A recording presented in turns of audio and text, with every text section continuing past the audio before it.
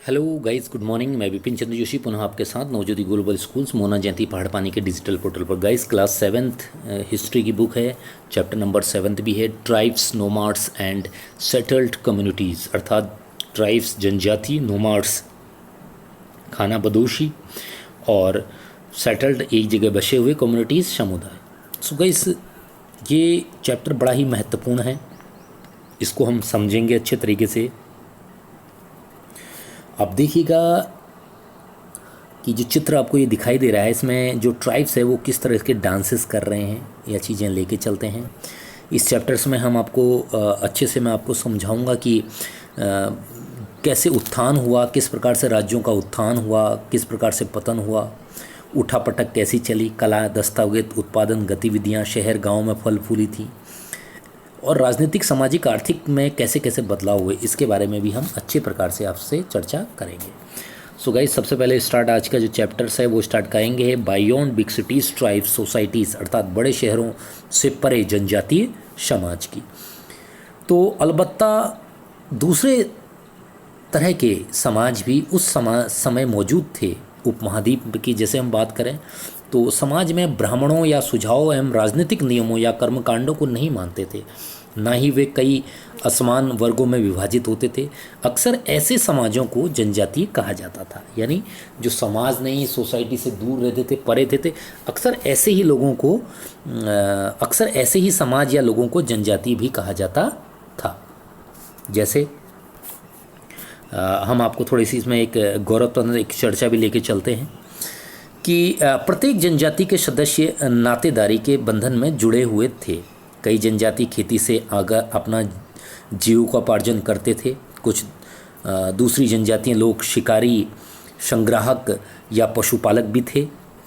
प्रातः वे अपने निवास स्थान के प्राकृतिक संसाधनों का पूरा इस्तेमाल करने के लिए भी ये गतिविधियाँ चलाते थे। मिला जुला जो दूसरी जगह के घूमते रहते थे। जनजातीय समूह या हो या संयुक्त रूप से भूमि चरागाह हो, नियंत्रण रेखा हो, या खुद को बनाए नियम के आधार पर परिवारों से इनकी देखरेख के लिए वो भिन्न भिन्न तरीके से परे होते थे। इसमें अब एक ये भी हमारे पास चर्च था इन बीचों में कि इस महाद्वीप के विभिन्न हिस्सों में कई बड़ी जनजातियाँ फली फूली थीं। जैसे सामान्य पहाड़, रेगिस्तान, दूसरी दुर्गम जगहों पर निवास करते थे। कभी कभी जाति विभाजन पर आधारित अधिक शक्तिशाली समाजों के साथ उनका टकराव होता था। कई मायने में इन जनजातियों में अपनी आज़ादी को बरकरार रखा और अपनी अलहदा संस्कृति को बचाए भी रखा था। लेकिन जाति आधारित और जनजातीय समाज पर दोनों इनके विविध प्रकार से इनकी चर्चाएँ इनके सामने आते रहीं, या हम कहें को विविध प्रकार से इन दोनों में वो चीज़ें बनते रहीं। जैसे कि इसमें बात करूं कि on a physical map of the sub continent identity the areas in which tribal people may have lived, अर्थात उपमहाद्वीप का एक ऐसा भौतिक मानचित्र जिसके कई चीज़ें हमारे सामने उसके आधार पर रहती हुई भी थी, हम बताएंगे भी आपको। सबसे पहले हम बात करते हैं हु वर ट्राइबल पीपल, जनजातीय लोग थे कौन। सो गाइस, मैं आपको बता दूं, समकालीन इतिहासकारों और मुसाफिरों ने जनजाति के बारे में बहुत कम जानकारी दी है। कुछ अपवादों को छोड़ दें तो जनजातीय लोग भी लिखित दस्तावेज नहीं रखते थे, लेकिन समृद्ध रीति रिवाजों और वाचिक, भौतिक, मौखिक परंपराओं का वे संरक्षण करते थे। वे परंपराएं हर नई पीढ़ी को विरासत में मिलती थीं। आज के इतिहासकार जनजातियों का इतिहास लिखने के लिए इन वाचिक परंपराओं का इस्तेमाल करने लगे हैं। जनजातीय लोग भारत के लगभग हर क्षेत्र में पाए जाते हैं। किसी भी एक जनजाति का इलाका या प्रभाव समय के साथ साथ बदलता रहता था। कुछ शक्तिशाली जनजातियों का बड़े इलाकों पर नियंत्रण था। पंजाब में खोकर जनजाति 13वीं और 14वीं शती के दौरान बहुत प्रभावशाली थी। यहाँ के बाद गख्खर लोग ज़्यादा महत्वपूर्ण हो गए थे। उनके मुखिया कमाल खान गख्खर को बादशाह अकबर ने मनसबदार बनाया था। मुल्तान और सिंध में मुग़लों द्वारा अधीन कर लिए गए लोग एक दूसरे से आधारित थे। आप देखिएगा गाइस, ये चित्र मैं आपको दिखा रहा हूँ। इस चित्र में आप देखिएगा कि किस तरह से उन चीज़ों का हम लोगों ने चीज़ें की, या हम कहें कि उनको लेकर हम आगे को बढ़े भी थे या आगे को लेकर चले भी थे। तो ऐसे कई प्रभुत्व, आनंद या विस्तृत क्षेत्र थे जहाँ उत्तर पश्चिम में और विशाल एवं शक्तिशाली जनजाति थी। बलोच वे लोग अलग अलग मुखिया वाले कई छोटे मोटे कुलों में बटे हुए थे।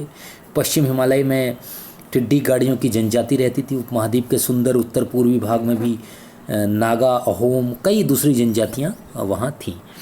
जो नागा और अहोम हैं वो भी एक जनजाति थी। तो मौजूदा बिहार झारखंड में कई ऐसे सदी तक हैं जहाँ पर 1591 में चेर लोगों पर हमला किया गया, उन्हें परास्त किया गया, उन्हें लूटा गया और अच्छा खासा माल इकट्ठा किया गया, लेकिन वे पूरी तरह अधीन नहीं बनाए गए। अंग्रेज़ों के सामान या मुग़ल बादशाहों के चीज़ों पर या तर्कों पर लेकर ही उन चीज़ों को आगे बढ़ाया गया था या उनको आगे चीज़ें रिक्वेस्टेड की गई थी। इसके बाद कई लोगों ने अपनी किलों पर, अपनी सरकारियों पर कब्जा भी किया। जनजातीय अपने अधीनस्थ उनको बना लिया। क्षेत्र में रहने वाली महत्वपूर्ण जनजातियों को मुंडा या संथाल के नाम से भी वे जान निकले। उड़ीसा हो या बंगाल हो में तरह तरह की चीज़ें आने लगी। कर्नाटक, महाराष्ट्र की पहाड़ियाँ या कोली, बेराद या कई दूसरी जनजातियाँ निवास स्थान में काली लोग गुजरात से कई इलाकों में भी रहते थे। कुछ और दक्षिण में कोरैगा, वेतर, मारवाड़ा दूसरी जनजाति भी विशाल आबादी की थी। भीलों की बड़ी जनजाति पश्चिम और मध्य भारत में फैली थी। 16वीं सदी का अंत आते आते उनमें से कई एक जगह बसे हुए थे। खेतिहार या यहाँ पर जमींदारों को ऐसे चीज़ों को लेकर हम लोग आगे को नहीं बढ़ सके थे, जिसके तौर तरीक़ों को हम लोगों ने अच्छे से नहीं समझा था, या हम कहें कि उनको लेकर हमारे में कोई अच्छे प्रकार से समाज में प्रतिक्रिया नहीं थी। अब गाइज इसके बाद हम बात करते हैं how nomads and mobile people lived. जो घुमक्कड़ लोग थे, जो खाना बदोशी लोग थे, वो कैसे थे, उसके बारे में हम जरा चर्चा करते हैं।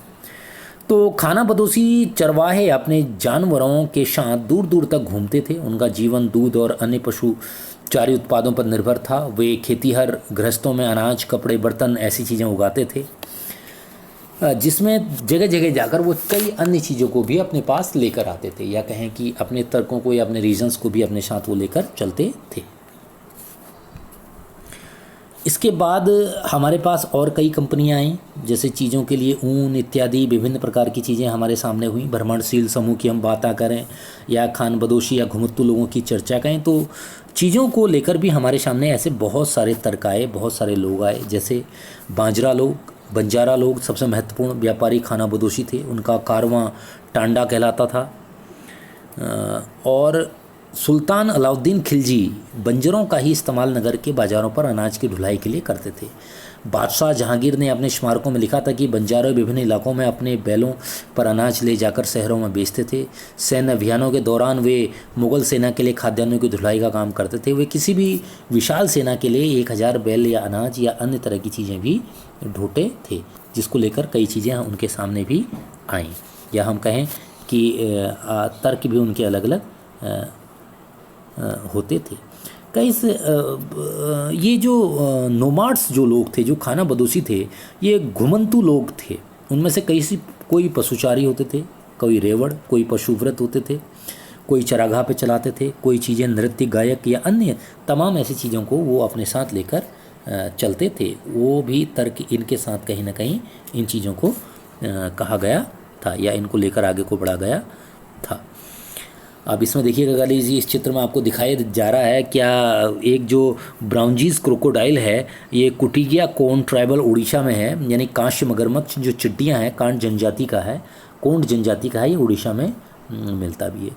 तो ऐसे बहुत से पशुचारी या जनजाति मवेशी या घोड़े या जानवरों को पालने पोसने या संपन्न करने, उन्हें बेचने का काम करते थे।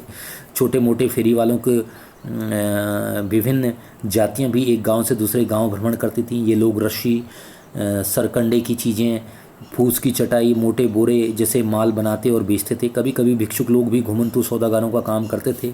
नर्तकों, गायकों, अन्य तामाशबीनों की भी जातियां भी वे नगरों या गांवों में कमाई के लिए, अपनी प्रदर्शन कला के लिए आगे धीरे धीरे ऐसे बढ़ाते थे। तो कहा जा सकता है कि जो भी ये रीजन्स थे, जो भी ये तर्क थे, कहीं ना कहीं उनको लेकर बहुत ही आश्वस्त थे, बहुत ही अच्छे थे, और कहीं ना कहीं उन चीज़ों को आगे ये बढ़ाते भी थे। तो हम कह सकते हैं कि ये जो चीज़ें हैं ये बहुत अच्छी थी। So guys, thank you so much. आज के लिए इतना ही। कल हम लेके चलेंगे changing society, new castes and Harry Chinese, अर्थात बदलता समाज, नई जातियाँ और श्रेणियाँ। तब तक के लिए thank you so much for listening, watching guys. Thank you.